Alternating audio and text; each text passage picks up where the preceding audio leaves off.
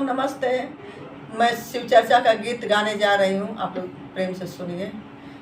ताली जोर से बजा दहो शिव गुरु के अगवा, ताली जोर से बजा दहो शिव जी के अगवा, शिव जी के अगवा हो शिव जी के अगवा, ताली जोर से बजा दहो शिव जी के अगवा।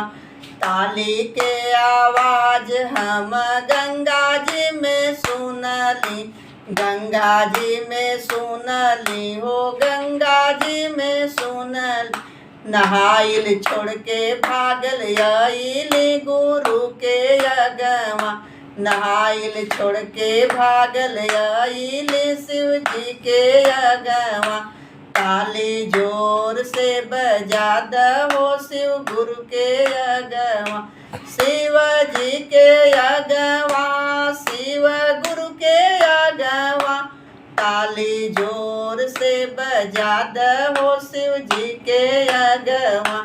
ताली के आवाज हम कुआनों में सुनली, कुआनों पर सुनली हो कुआनों पर सुनली, पानी भरल छोड़ के भागल आइली शिव जी के अगवा, पानी शिव जी के अगवा, शिव जी के अगवा, पानी भरल छोड़ के आइली शिव जी के अगवा। ताली जोर से बजा दहो शिव जी के अगवा। ताली के आवाज हम रसोई घर में सुनली, ताली के आवाज हम रसोई घर में सुनली, रसोई घर में सुनली, रसोई घर में सुनली, रोटी छोड़ के भागल आइली शिव जी के अगवा, रोटी बनावल छोड़ के आइली शिव गुरु के अगवा।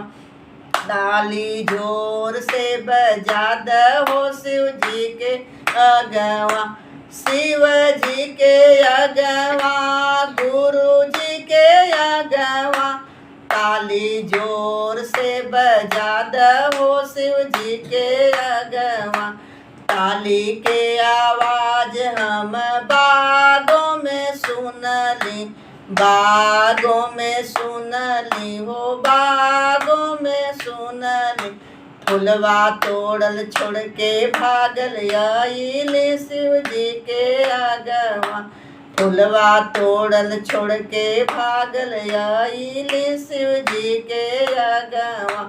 ताली जोर से बजा दहो शिव जी के अगवा, ताली जोर से बजा दहो शिव जी के अगवा। हर हर महादेव, मैया भवानी की जय, शंकर भगवान की जय। सावन का महीना है, मैं शिव चर्चा का गीत लेकर आप लोगों के सामने आ गई हूँ और गा रही हूँ। कृपया आप लोग लाइक करें, सब्सक्राइब करें और कमेंट करके बताइए गीत कैसा लगा। Thank you.